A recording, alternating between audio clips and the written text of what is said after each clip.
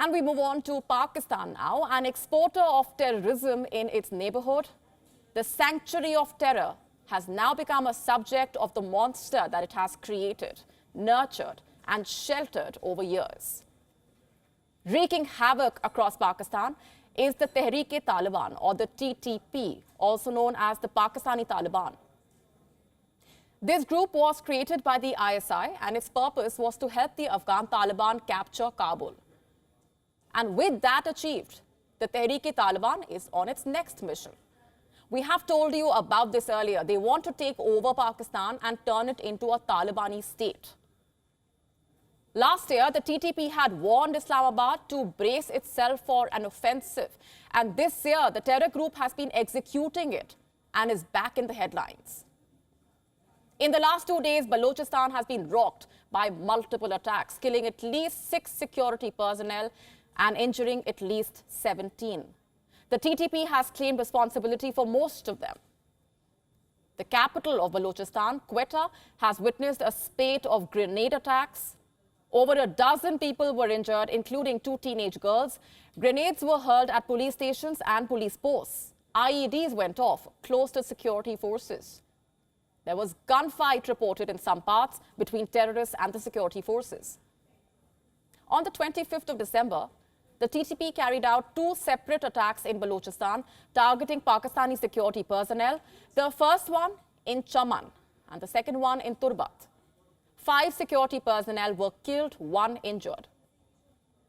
In the last 2 days, Balochistan has witnessed 18 terror attacks, 18 attacks in 48 hours. Last week, TTP terrorists even took over a counter-terrorism center and held officers and personnel hostage for over 40 hours. Even Pakistan's capital city is on a high alert. All public gatherings have been banned there. Last week, the TTP terror shook Islamabad after a policeman, 4 security officials, and 2 civilians were killed in a suicide blast. This blast took place in Islamabad's I-10 sector that borders Rawalpindi, the headquarters of the Pakistan Army. Sensing fear, the US and the UK embassies in Pakistan, warning of a possible terror attack against their citizens at the Marriott Hotel, prohibited their staff from visiting the 5-star hotel.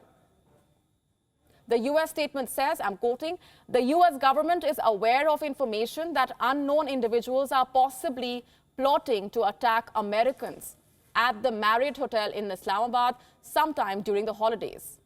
Effective immediately, the embassy in Islamabad is prohibiting all American staff from visiting Islamabad's Marriott Hotel. Now, this alert reminds us of September 2008. This very hotel was even then frequented by diplomats and officials. At around 7:45 p.m. on the 20th of September in 2008, a massive explosion took place at Islamabad's Marriott Hotel. A lorry laden with explosives, which was being checked by security at the hotel's entrance, detonated. The blast created a 6-meter deep crater and destroyed the entire front section of the hotel. The 289-room building became a scene of carnage. At least 63 people lost their lives, including US, Denmark, Germany nationals, and at least 266 were injured. But for the Pakistani leadership, the return of the TTP must not come as a surprise. There have been glaring warning signs, in fact, and over time, they have only been increasing, especially since the Taliban takeover of Afghanistan. Pakistan has recorded 420 terrorist attacks since August 2021. That's when the Taliban took over Kabul. The number of civilian and law enforcement casualties at the hands of the TTP have more than doubled since then.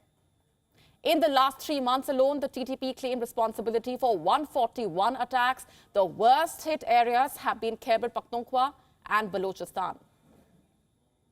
After denying it for long, last year the TTP chief said that the group is not a separate organization, but an inseparable part of the Afghan Taliban. And what this means is that the terror group is part of the new Islamic Emirate of Afghanistan.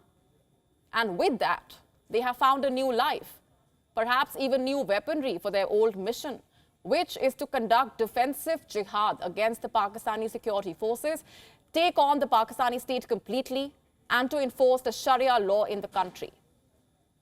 If not that, then to at least break the country into two separate independent provinces and control whatever it can. The TTP is already in control of vast parts of territory in the northwest frontier region of Pakistan, and now the group wants more power, more territory, and more legitimacy. Over the years, Pakistan has solicited funding for the Taliban, which has had deep historical roots with the TTP. Pakistan, in fact, financed the Taliban's operations, arranged training for the Taliban fighters. The ISI contributed heavily towards making the Taliban an effective military force.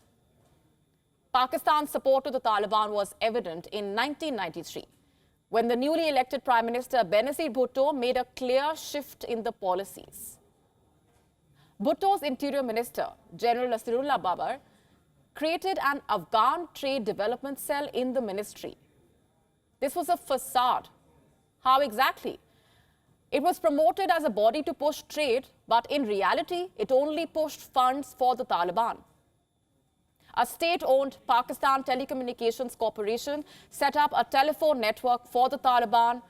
And there's more. The Public Works Department repaired roads and provided electricity. The paramilitary Frontier Corps, a part of the Interior Ministry, set up a wireless network for the Taliban commanders.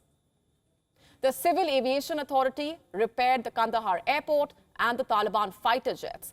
All of this under Prime Minister Benazir Bhutto. And you know what's bizarre here? Today, Benazir Bhutto's son, Bilawal Bhutto Zardari, who is the Foreign Minister of Pakistan in the Shehbaz Sharif PMLN-led government, blames India for providing financial aid to the TTP.